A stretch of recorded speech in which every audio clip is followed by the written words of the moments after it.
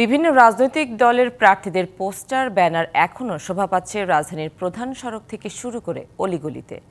City কর্পোরেশনের প্রধান সড়ক থেকে অপসারণের কাজ শুরু করলেও অলিগলিতে নেই উদ্যোগ। প্রার্থীদের কর্মীরা বলছেন এসব সরানোর কাজ সিটি কর্পোরেশনের, তবুও নিজ দায়িত্বেই তারা সরাচ্ছেন।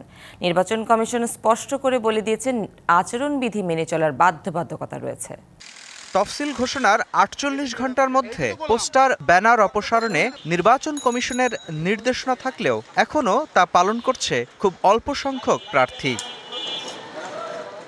রাজধানীর প্রধান সড়কগুলোর দেয়ালে দেয়ালে সাঁটানো আছে পোস্টার। অলিগলি ছেয়ে গেছে প্রচারণা মাধ্যমে। কোথাও কোথাও প্রার্থী নিজেই ভোট চাইছেন, আবার কোথাও প্রার্থীর পক্ষে ভোট চাইছেন এলাকাবাসী। নেতাদের সমর্থক কর্মীদের দাবি, নিজ দায়িত্বেই তারা ধীরে ধীরে সরিয়ে নিচ্ছেন।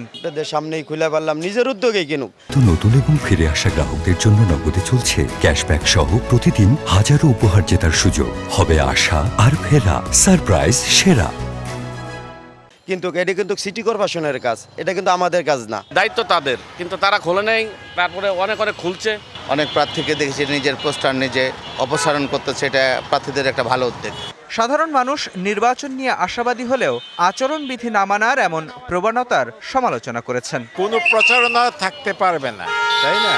তো এইগুলো আছে, যথেষ্ট আছে। সরাইবেলা অর্ডার দিয়েছে, সরাইতেছে না, সরাইলে তো ভালো। লেভেল পিং যদি ঠিক না থাকে তাহলে তো সুষ্ঠু নির্বাচন হবে না। শৃঙ্খলা বজায় নির্বাচন করবো, এটাই মানুষ চায়। জনগণ গ্যাঞ্জাম হানাহানি এটি চায় না।